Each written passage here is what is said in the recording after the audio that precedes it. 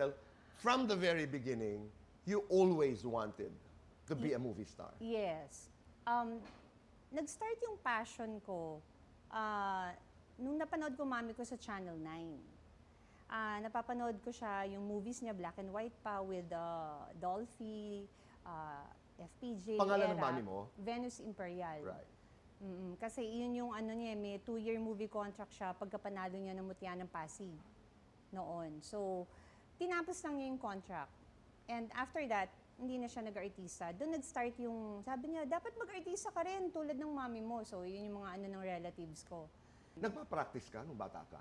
Yes, kung ano yung nakikita ko sa TV, gagayahin ko sa salamin, iiyak ako. Oh?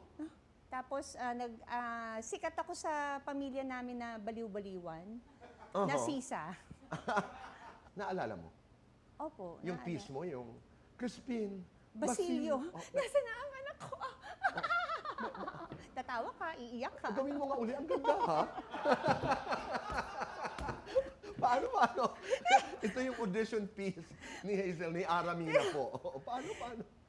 Crispin, Basilio, nasaan na ang anak ko?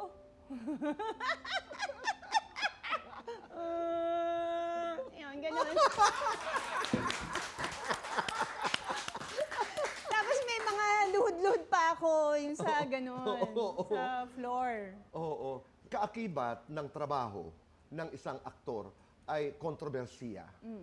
Madalas sinasabi ng tao, si Aramina, napakalapitin ng intriga, napakalapitin ng kontrobersiya. Alam mo ito? Opo. May paliwanag yan kung bakit? So, maybe masyado akong gullible. Masyado akong Miss Friendship. Okay. Kasi ako sa akin, wala akong masamang tinapay eh. Tumawid ka matagal na sa politika, mula sa show business. Pagdating sa mga kontrobersiya, pagdating sa mga intriga, ano ang pagkakaiba ng intrigang showbiz at intrigang politika? Meron ba? Parang hindi na rin eh. Pareho na rin. Parang parehas na rin ang politics and showbiz. Oho. Kasi minsan ang politics parang nagiging showbiz na rin Okay. sa mga intriga. Dalawa ang pumapasok sa aking isipan. Yung kontrobersiya na may kinalaman sa dad mo, hindi masyadong challenging yun. Sa dad ko. Remember that whole controversy about your dad? Na-discover ko Yes. yung dad ko. Well, naging sobrang malaki rin yun na controversy sa akin. Pero for me, hindi siya controversy. It's a revelation na matagal ko nang hinahanap for myself. Yung Okay. emptiness sa akin, which is, yun yung question sa akin nung bata pa ako eh. Parang may emptiness sa sarili ko. Na nahanap mo noong nahanap mo ang tatay mo? Yes. Oo. What was that like? Paano ka naapektuhan nun bilang yung relasyon nyo ng mami? Wala naman. Wala naman. Wala naman. Nakaganda? Nakaganda naman. Pero ano lang, sa daddy ko. Sa kinalakihan kong ama, si Daddy Romy. Yun yung hindi kami nag-usap for 2 years. Because of that? Yes, oo. Siyempre, na-hurt siya. Pero ngayon, okay kami. We're very close. No, but you understood that. Naiintindihan mo kasi siya ang kinilala mong ama. Alright. Kaya that time, hindi na ako nagpalit ng surname.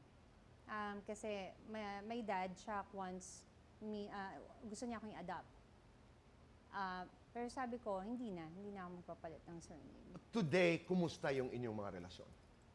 Well, nung wedding ko, it's my dream na mapagsama sila. At nagsama? At nagsama, my dad, my daddy. Dad is Chuck. Chuck, and my daddy is Romy. Okay. Sarap. Ganda. Yeah. Andun sila, isang table sila. That's my dream. Oo nga. Oo. Yeah. And that was a beautiful... But let's go to Ay Pag-ibig. Kasi baka nakalimutan na ng ilang mga manunood na ikay isang mang-aawit. Kinakanta mo ba yan tuwing kampanya? Nako, May mga request? Nagulat nga ako eh kasi talaga ba? Nire-request pa rin yung Ay. Parang everywhere I go, nire-request yung Ay. Siyempre. Ako na nga yung parang, pwede bang iba na lang?